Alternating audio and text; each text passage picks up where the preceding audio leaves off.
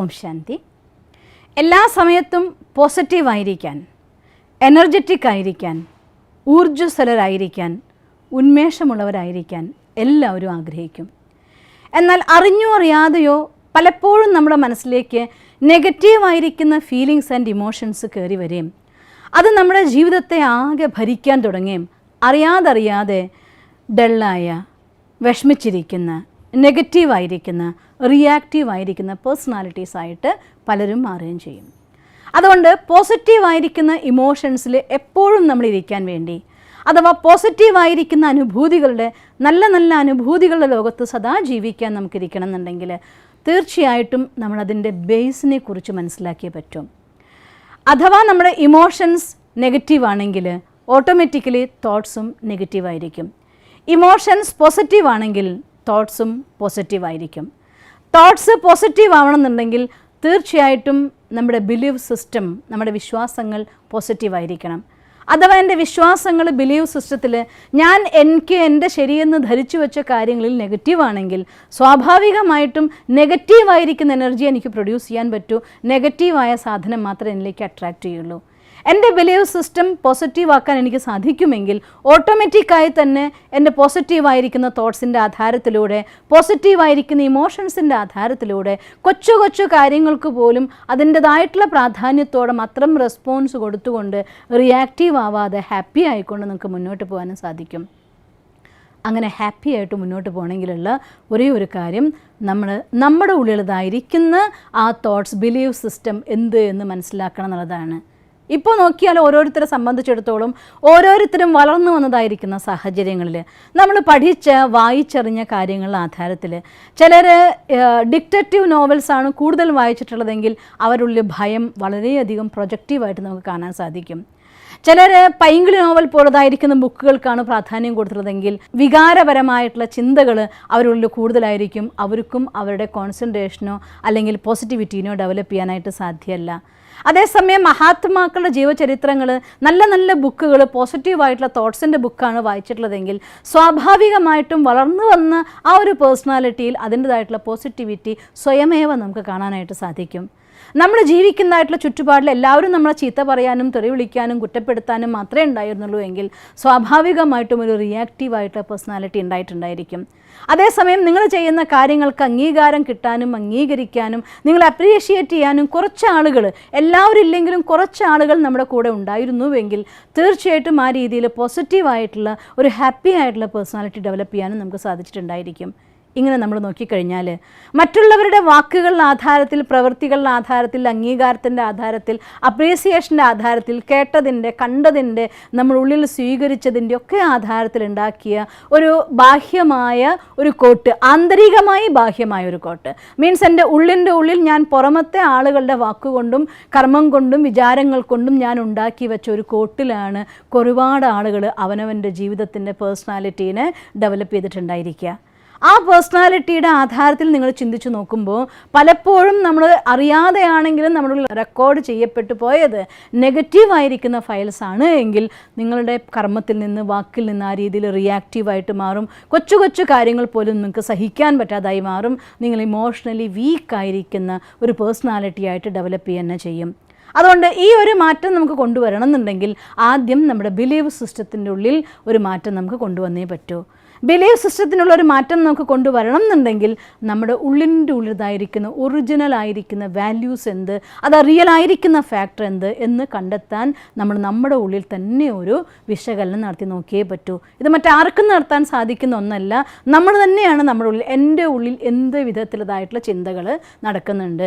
കുറച്ച് സമയം രാവിലെ നേരത്തോ രാത്രി ഉറങ്ങുന്നേക്കാൾ മുന്നോളതായിരിക്കുന്ന കുറച്ച് സമയം, ഒരു 10 to 15 മിനിറ്റ്സ് മറ്റെല്ലാ കാര്യങ്ങളിൽ നിന്നും മൊബൈലിൻ്റെ ലോകം മാറ്റി വെച്ചേക്കുക. മൊബൈലിൻ്റെ മെസ്സേജ് വരുന്നതിൻ്റെ ടിങ് ടിങ് ടോൺ കേൾക്കരുത്. നമ്മൾ എല്ലാത്തിൽ നിന്നും നമ്മളെ മാറ്റി വെച്ചുകൊണ്ട് ശാന്തമായി സൈലൻ്റ് ആയിരുന്നു കൊണ്ട് എൻ്റെ ഉള്ളിൽ ഇപ്പോൾ എന്ത് ചിന്തകളാണ് നടക്കുന്നത്, എൻ്റെ വിശ്വാസം എന്താണ്, ഇന്നത്തെ ജീവിതത്തിലെ ഇന്നത്തെ ഒരു ദിവസത്തിൻ്റെ ഉള്ളിൽ ഞാൻ കടന്നുപോയതായിരിക്കുന്ന ദിവസങ്ങളിൽ ഏത് ടൈപ്പ് ഓഫ് ഫീലിങ്സ് ഓട്ടോമാറ്റിക് ഞാൻ ക്രിയേറ്റ് ചെയ്തു, എൻ്റെ ഉള്ളിൽ നിന്ന് ഞാൻ അറിഞ്ഞുകൊണ്ട് ക്രിയേറ്റ് ചെയ്തതാണോ അതോ മറ്റുള്ളവർ പറയുന്നതിനെ യാതൊരു ഫിൽറ്ററും കൂടാതെ അങ്ങനെ തന്നെ അങ്ങ് സ്വീകരിച്ച് ഇതാണ് സത്യം എന്ന് മനസ്സിലാക്കി ഞാൻ എൻ്റെ ഉപബോധ മനസ്സിനെ തെറ്റിദ്ധരിപ്പിച്ചുകൊണ്ട് ഉണ്ടാക്കി വെച്ചതായിരിക്കുന്ന ഒരു പേഴ്സണാലിറ്റിയാണോ, ഫീലിങ്സ് ആണോ, എന്താണ് എൻ്റെ ഉള്ളിൽ എന്ന് നമ്മൾ പരിശോധിക്കാൻ വേണ്ടി കുറച്ച് സമയം കണ്ടെത്തിയേ പറ്റൂ. നമുക്ക് എൻ്റെ ഉള്ളിലൊരു മാറ്റം വേണോ, തീർച്ചയായിട്ടും എനിക്ക് വേണ്ടി ഞാൻ സമയം കണ്ടെത്താൻ തയ്യാറാവണം. ഇങ്ങനെയൊക്കെ പറയുന്ന സമയത്ത് പലരും എന്നോട് പറയാറൊരു കാര്യമുണ്ട്, സമയമില്ല സിസ്റ്റർ, രാവിലെ എഴുന്നേറ്റു ആ കാര്യം ചെയ്തു, പിന്നെ ഈ കാര്യം ചെയ്തു, പിന്നെ ഷോപ്പിൽ പോയി, അല്ലെങ്കിൽ ഓഫീസിൽ പോയി, പിന്നെ വന്ന് അവരെ കണ്ടു ഇവരെ കണ്ടു, എല്ലാം കഴിഞ്ഞ് 10 മണിയായി, 10 മണിയല്ലേ ആയിട്ടുള്ളൂ എന്ന് ഞാൻ അവരോട് പറയും. എന്നാലും അരമണിക്കൂർ നിങ്ങൾക്ക് വേണ്ടി ചിലവഴിക്കാൻ നിങ്ങൾ സമയം കണ്ടെത്തിയില്ല എങ്കിൽ നാളെ ഇതിൻ്റെ ഇരട്ടി സമയം 24-48 മണിക്കൂറാക്കി തന്നാൽ പോലും കാര്യങ്ങൾ നമുക്ക് തീരൂല്ല. കാര്യങ്ങളുടെ ഓവർ സ്ട്രെസ് കൊണ്ട് നമ്മൾ രോഗിയായിട്ട് നമ്മൾ മാറുകയും ചെയ്യും. അതുകൊണ്ട് ആ അവസ്ഥയിലേക്ക് പോവാതിരിക്കാൻ വേണ്ടി നമ്മളൊന്ന് ശുദ്ധീകരിക്കാൻ വേണ്ടി, അഴുക്കുള്ളടത്ത് പോയി വന്നു കഴിഞ്ഞാൽ കുളിക്കാതെ ആരും കയറി കിടന്ന് ഉറങ്ങാറില്ല. അതുപോലെ നമ്മുടെ മനസ്സ് പലവിധ അഴുക്കുകളിലൂടെ യാത്ര ചെയ്തിട്ടുണ്ടെങ്കിൽ അതിനൊക്കെ ശുദ്ധീകരിക്കാൻ വേണ്ടി കുറച്ച് സമയം നമ്മൾ കണ്ടെത്തേണ്ടത് വളരെ അത്യാവശ്യമായിട്ടുള്ളൊരു കാര്യമാണ്. അതുകൊണ്ട് ദിവസവും രാത്രി അന്നുണ്ടായ കാര്യങ്ങളെ സ്വയം നമ്മളൊന്ന് വിശകലനം ചെയ്യാൻ, ഏത് സമയത്ത് എന്ത് സംഭവിച്ചു, രാവിലെ മുതൽ രാത്രി വരെ എൻ്റെ ഉള്ളിൽ നിന്ന് ഏത് രീതിയിലുള്ള റെസ്പോൺസ് അതിന് നേരെ ഉണ്ടായി, ഏത് രീതിയിലുള്ള പ്രതികരണം എൻ്റെ നേരെ ഉണ്ടായി, ആ പ്രതികരണത്തിൽ എത്രമാത്രം പോസിറ്റീവ് ഉണ്ടായിരുന്നു, എത്ര നെഗറ്റീവ് ഉണ്ടായിരുന്നു. നെഗറ്റീവ് ഉണ്ടായി എങ്കിൽ തീർച്ചയായിട്ടും ഒന്നുമില്ലാതൊരു നെഗറ്റീവ് ഉണ്ടാവില്ല. ഒരു കീടാണുവെങ്കിലും ഉണ്ടായെങ്കിൽ മാത്രമാണ് അവിടെ ഒരു ദുർഗന്ധം ഉണ്ടാവുന്നുള്ളൂ. അതുപോലെ എൻ്റെ ഉള്ളിൽ ദുർഗന്ധമാകുന്ന ആ റിയാക്ഷൻ വരാൻ കാരണമായിരിക്കുന്ന കീടാണു എന്തെന്ന് കണ്ടെത്തി അതിനെ സ്വയം നശിപ്പിച്ച് കളയാനുള്ളതായിരിക്കുന്ന ഒരു പ്രവണത.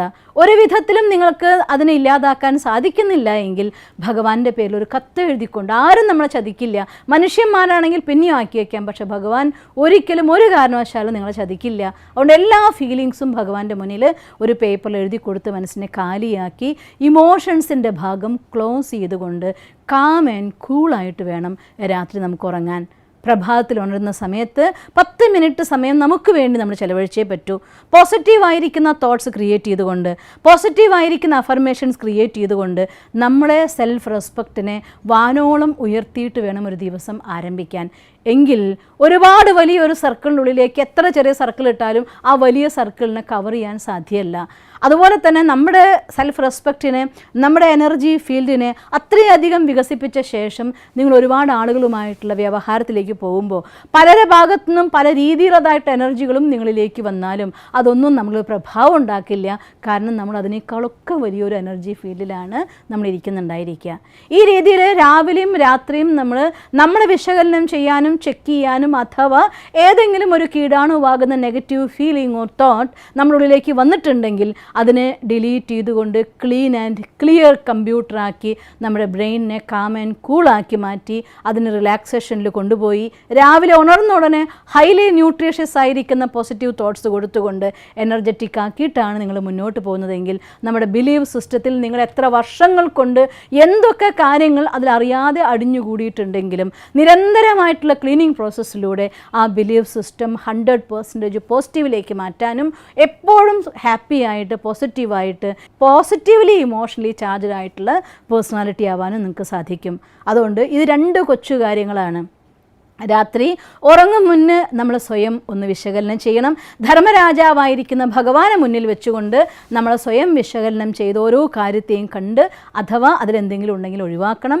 രാവിലെ ഉണർന്നുടനെ ഹൈലി പോസിറ്റീവായിരിക്കുന്ന തോട്ട്സ് കൊണ്ട് ഞാൻ മാസ്റ്റർ സർവശക്തിവാൻ ആത്മ എന്ന് വെച്ചാൽ അർത്ഥം ഞാൻ ഈശ്വരൻ്റെ കുട്ടിയാണെന്നാണ്. ഭഗവാൻ ഈ ലോകത്തിൽ സർവശക്തിവാനാണ്, ആ ഭഗവാന്റെ രചനയാണ് ഞാൻ എങ്കിൽ തീർച്ചയായിട്ടും ഞാൻ മാസ്റ്റർ സർവശക്തിവാൻ ആത്മാവാണ്. ഈശ്വരൻ സ്നേഹസാഗരനാണ്, ആ ഭഗവാന്റെ കുട്ടിയാണ് ഞാൻ എങ്കിൽ തീർച്ചയായിട്ടും ഞാൻ മാസ്റ്റർ സ്നേഹസാഗരനാണ്. ഭഗവാൻ ശാന്തി സാഗരനാണ്, ആ ഭഗവാന്റെ കുട്ടിയാണ് ഞാൻ എങ്കിൽ തീർച്ചയായിട്ടും ഞാൻ മാസ്റ്റർ ശാന്തി സാഗരൻ തന്നെയാണ്. ഞാൻ ഈ സൃഷ്ടിയിലെ ഒരാളും നോക്കിയ നമ്മുടെ ഈ ലോകത്ത് ഒരാൾക്കും സ്ഥിരമായിട്ട് ഈ പ്രപഞ്ചത്തിൻ്റെ ആരംഭം മുതൽ അവസാനം വരെയില്ല. 4 നാളത്തെ ഈ വസ്ത്രമിട്ടുകൊണ്ട് ഒരു അതിഥിയെ പോലെ വന്നിരിക്കുന്നു. ഞാൻ മഹാനാത്മ, മഹാൻ കർത്തവ്യങ്ങൾ ചെയ്തുകൊണ്ട് ജീവിക്കാൻ വന്ന ആത്മ. ഈ രീതിയിലുള്ള ഹൈലി പോസിറ്റീവായിരിക്കുന്ന അഫർമേഷൻസ് ആ സമയത്ത് ക്രിയേറ്റ് ചെയ്താൽ ഫീല് ക്രിയേറ്റ് ചെയ്താൽ ആ എനർജി ഫീൽഡിന് ആർക്കും ബ്രേക്ക് ചെയ്യാൻ സാധ്യമല്ല. അതുകൊണ്ട് അത്രയും പോസിറ്റീവായിരിക്കുന്ന ഫീൽഡ് ക്രിയേറ്റ് ചെയ്ത് രാത്രി ക്ലീൻ ചെയ്യുക, രാവിലെ നിറയ്ക്കുക. ഈ 2 കാര്യവും ചെയ്യാൻ നിങ്ങൾ ശ്രദ്ധിക്കുകയാണെങ്കിൽ നമുക്ക് എത്ര തന്നെ ഹാർഡായിരിക്കുന്ന സിറ്റുവേഷൻസിലൂടെ കടന്നു പോകുന്നതിൻ്റെ ഭാഗമായിക്കൊണ്ടുണ്ടായിപ്പോയ ബിലീഫ് സിസ്റ്റവും റിയാക്ഷണറി പേഴ്സണാലിറ്റി ആണെങ്കിലും രണ്ടും മാറിക്കൊണ്ട് പോസിറ്റീവ് ആൻഡ് ഹാപ്പി പ്രൊയാക്റ്റീവ് ആയിരിക്കുന്ന ഒരു പവർഫുൾ ആയിരിക്കുന്ന പേഴ്സണാലിറ്റി ആവാൻ നിങ്ങൾക്ക് സാധിക്കും.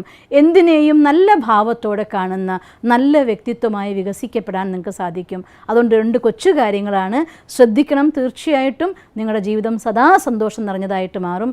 നിങ്ങൾക്ക് അങ്ങനെ ചെയ്യാൻ സാധിക്കട്ടെ എന്ന് ഞാൻ ഈശ്വരനോട് പ്രാർത്ഥിക്കുന്നു. ഓം ശാന്തി.